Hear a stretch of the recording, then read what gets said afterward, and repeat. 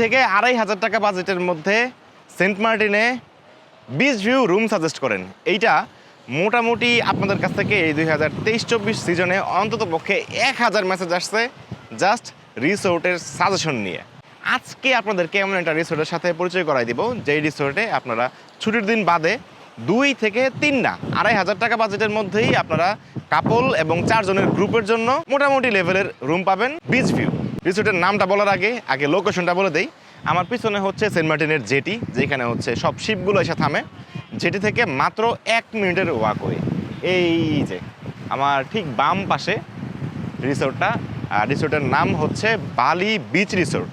এই রিসোর্টে 2000 টাকায় কাপল বেড, 2500 টাকায় ডাবল বেড, মানে হচ্ছে 2টা বেড থাকবে 4 জনের জন্য। শুক্র শনিবারে বা বন্ধের দিনে এই রেটটা বেড়ে হয়ে যাবে হচ্ছে 3000 টাকা এবং 3500 টাকা। ইকোনমি রুম আর হচ্ছে ভিউটা পাচ্ছেন। যেহেতু এটা পূর্ব সাইড, সানসেটটা আপনারা দেখতে পারবেন না রিসোর্ট থেকে, কিন্তু যদি সকালে উঠতে পারেন তাহলে কিন্তু সানরাইজটা দেখতে পারবেন। সানরাইজ পছন্দ হয়ে থাকে তাহলে সানরাইজটা দেখতে পারবেন। এর পাশাপাশি মুনরাইজ। এই রিসোর্টের ওনার হচ্ছে আমাদের বান্না ভাই, গাজীপুরের ভাই ব্রাদার। তো চলেন রিসোর্টের ভিতরে যাই, রিসোর্টের ভিতরকার এনভায়রনমেন্টটা একটু দেখি। রিসোর্টের নাম হচ্ছে বালি বিচ রিসোর্ট। আর এখানের ভিউটা কীরকম দেখা যায় আমি আপনাদেরকে ফার্স্টে একটু ভিউটা দেখাই, যেহেতু প্রথমে বলে নিচ্ছি হচ্ছে বিচ ভিউ। এই হচ্ছে বালি বিচ রিসোর্টের একদম এন্ট্রি পয়েন্টের ভিউ। আর সামনে হচ্ছে 2টা ছোট ছোট মাচা আছে, এখানে একটা টিউবওয়েল আছে, আর এই পাশেও একটা মাচা আছে। এইটা হচ্ছে বান্না ভাইয়ের রুম। এই রুমটাতে আমি গত 3 দিন ছিলাম। আর রিসোর্টের ভিউটা যদি বলি, ভেতরকার ডেকোরেশনটা এই হচ্ছে ভেতরকার ডেকোরেশন। চারপাশে হচ্ছে নারিকেল গাছ আর সামনেই হচ্ছে সমুদ্র। সেন্ট মার্টিনে সার্ভিস দিতেছেন কত বছর হয়েছে?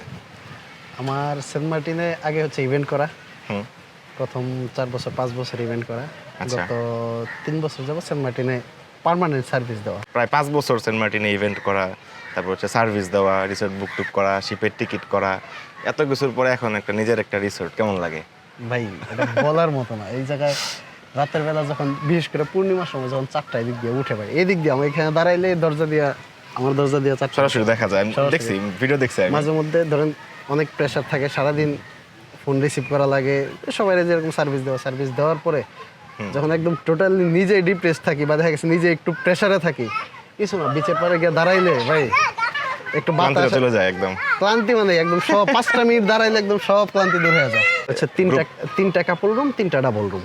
আচ্ছা, মানে 4 জনের রুম হচ্ছে 3টা, জি, আর 2 জনের রুম হচ্ছে 3টা। জি, আর সবগুলোই তো হচ্ছে অ্যাটাচ বাথ। সবগুলো অ্যাটাচ বাথ। ভিডিওতে দেখতে পারতেছেন যে এই হচ্ছে কাপল রুম একটা, আর এই হচ্ছে ওয়াশরুম। তো সবগুলা রুমেরই washroom kind of similar, very much similar. আর একটা হাই কমোড, একটা বেসিন, আর হচ্ছে হাত ধোয়ার জায়গা এটসেট্রা থাকে আর কি। আর রুমের ভিতরে হচ্ছে ইলেকট্রিসিটি থাকতেছে, সাথে টেবিল, ফোন টোন চার্জ দেওয়ার জন্য কিছু প্লাগ, আর একটা বেড। আর 4 জনের রুমের মধ্যে জাস্ট বেডটা হচ্ছে 2টা থাকে। ইলেকট্রিসিটি কতক্ষণ দেন?